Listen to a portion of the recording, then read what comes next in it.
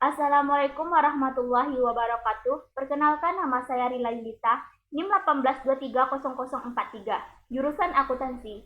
Di sini saya mengambil mata kuliah seminar akuntansi, di mana dosen pengampunya adalah Bapak Febriandi Ananda SE, MSI. Kali ini saya akan mereview jurnal. Jurnal yang saya review yang bertemakan Standard Setting Process in Accounting, yang diteliti oleh C. Richard Barker, Yuri Biondi, dan Quizeng Zhang di China. Di mana judul dari jurnal tersebut adalah Disharmony in International Accounting Standard Setting, the Chinese Approach to Accounting for Business Combination, yang artinya ketidakharmonisan dalam pengaturan standar akuntansi internasional, pendekatan Cina untuk akuntansi kombinasi bisnis. Abstrak. Makalah ini membahas dua aspek ketidakharmonisan dalam pengaturan standar akuntansi internasional. Aspek pertama berkaitan dengan konteks ekonomi politik dari standar akuntansi keuangan. Hal ini diilustrasikan oleh keputusan pembuatan standar Cina untuk mengizinkan metode penyatuan kepentingan akuntansi untuk kombinasi bisnis meskipun metode ini dilarang oleh FASB dan IASB.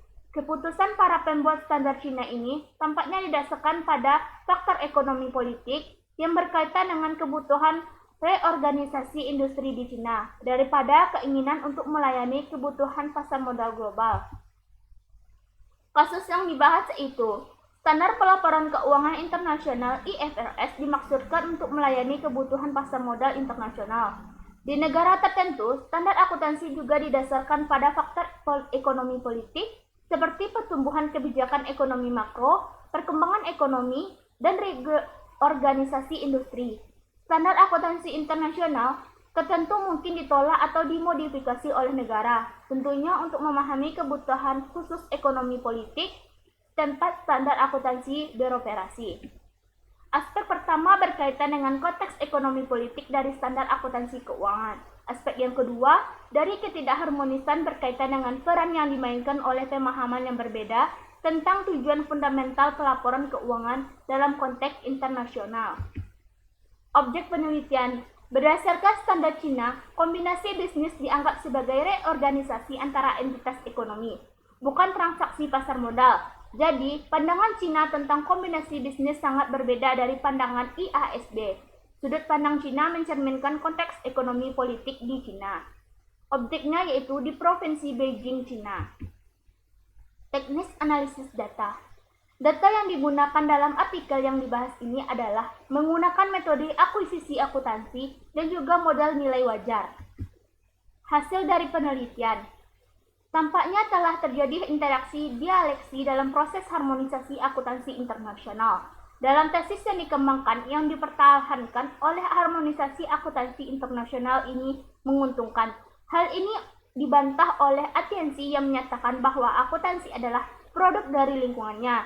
Interaksi mereka pada gilirannya menghasilkan sistem yang berusaha mengizinkan hanya metode akuntansi, sejalan dengan pengukuran nilai wajar dan kebutuhan pasar modal.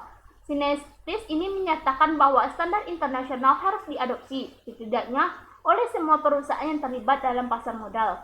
Pandangan ini tidak hanya didukung oleh IASB, tetapi oleh perusahaan akuntansi internasional yang besar dan perusahaan tradisional atau transnasional. Namun demikian, berdasarkan interaksi dialektis atau antitesis, baru dikembangkan yang menyatakan bahwa ada naif untuk mengasumsikan bahwa kerangka peraturan tunggal dapat dibentuk untuk memenuhi kebutuhan semua negara.